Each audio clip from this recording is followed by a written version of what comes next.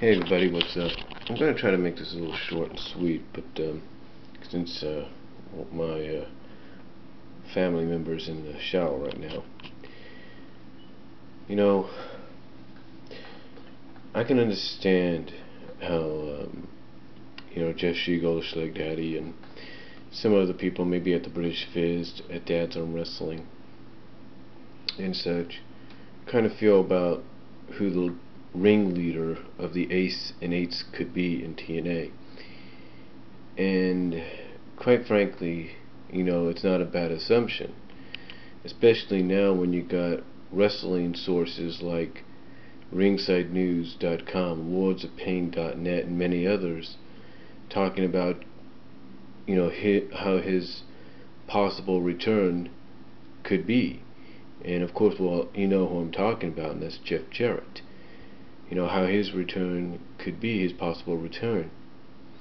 As a matter of fact, if I can go to my Facebook page real quickly.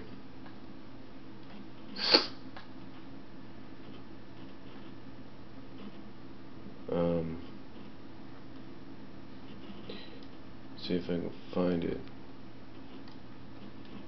Oh, lordsofpain.net is one of them.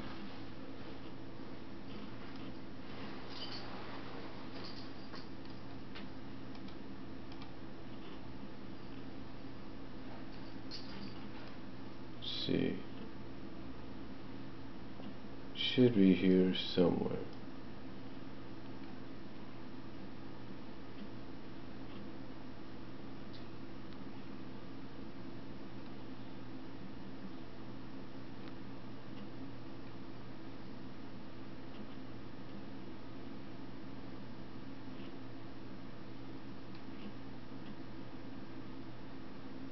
Oh, here it is. Posted 17 hours ago, which would be 10:48 right now, so 12 hours ago was 10:48 in the morning, so you had about 5 more hours. But anyway, it states here on the bottom, I don't know if you can see that, that's off lordsofpain.net. It states right down there, right at the bottom. It states, besides Wes Briscoe, Chris Masters, and Luke Gallows, other talents apparently in line for spots in the Ace and Eights group include Mike Knotts, Jay Bradley, and the big rumor, and this is big rumor, it says big rumor, is that Jeff Jarrett will be the group leader. Now, again, I can understand you add fuel to the fire with that, and then, like I said, you take a look at maybe WrestlingNewsWorld.com, maybe Wrestling News Source, or Source News, or whatever you want to call it. One of those websites, and even No DQ, and they probably all have the same thing, all reporting the same thing. Now, I do agree that kind of trying to put the blame on someone like, say, a James Storm is a good idea, because it kind of puts in doubt for those that don't read the dirt sheets, for those that don't read the wrestling sites or don't follow places like lordsofpain.net or ringsidenews.com or wrestlingnewsworld.com or No DQ or PW Torch and all that. Maybe it's a good thing, because if you don't follow those and you just want to, and you're just a traditional person that just wants to be surprised and not spoiled by any rumors or reports and stuff like that, then yeah, planting a seed of doubt that James Storm could be the ringleader is a good twist, because it'll keep you guessing. Maybe that's where TNA will go with it. Because here's the thing, TNA is just like WWE in some ways. If TNA knows people are kind of figuring out what's really going on behind the scenes with a certain story, then what they'll do is they'll kind of either keep it that way, thinking, well, maybe not everybody knows, or they'll switch it up, or kind of change something about it, so even those that read these reports and rumors and all that will be caught off guard. So, to me, though, the rumor of Jeff Jarrett being the group leader, I can't deny that, because, you gotta think of it this way. He led a faction in Rock King called DMX or something like that. I can't think of the name right now.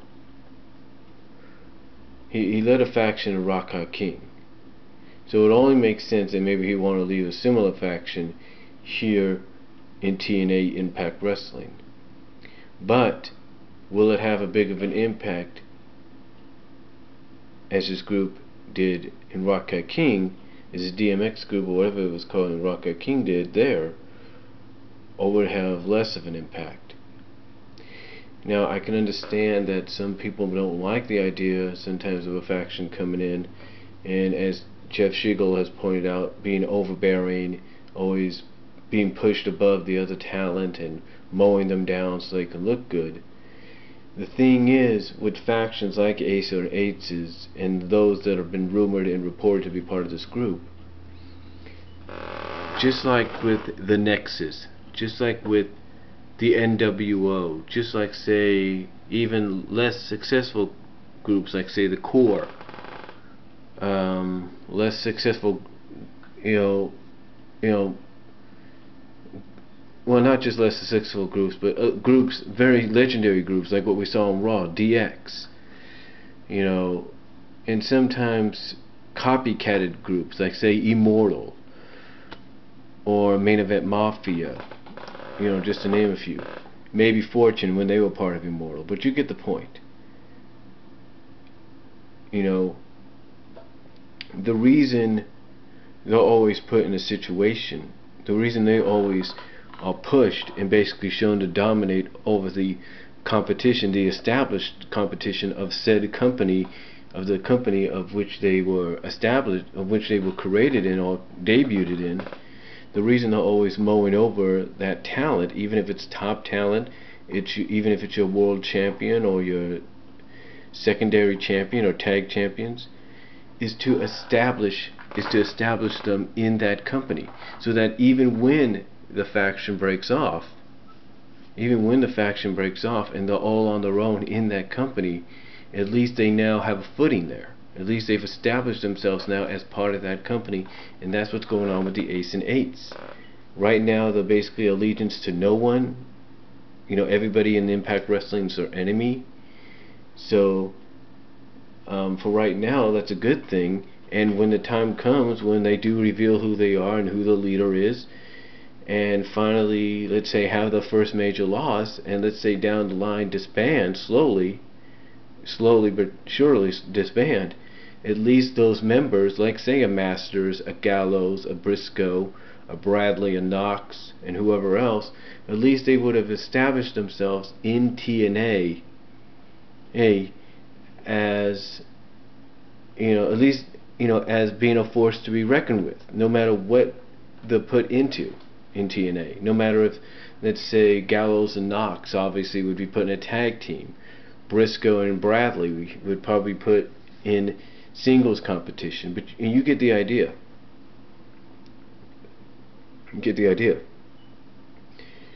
The thing is, that's all it is to help establish them, get their footing, get their feet wet and established into TNA, so that, like I said, when it's all said and done and the faction finally disbands down the road, at least they'll be established and they'll be looked at as a force individually, and maybe as a tag team in some cases with some members, as a force to be reckoned with. So that's just why this Eights and Eights is being, as Jeff Schiegel and some other people will put it, being overbearing, and that is why Jeff Jarrett might be revealed as the leader. Might. We gotta play into that game because we don't really know, even though it's being reported as a big rumor. Might be the leader. The thing is, that is why this is happening, so they can be established when it's all said and done. So, but that's all I have to say about it. Comment down below, tell me what you guys think. Video response if you like, and I'll talk to y'all later.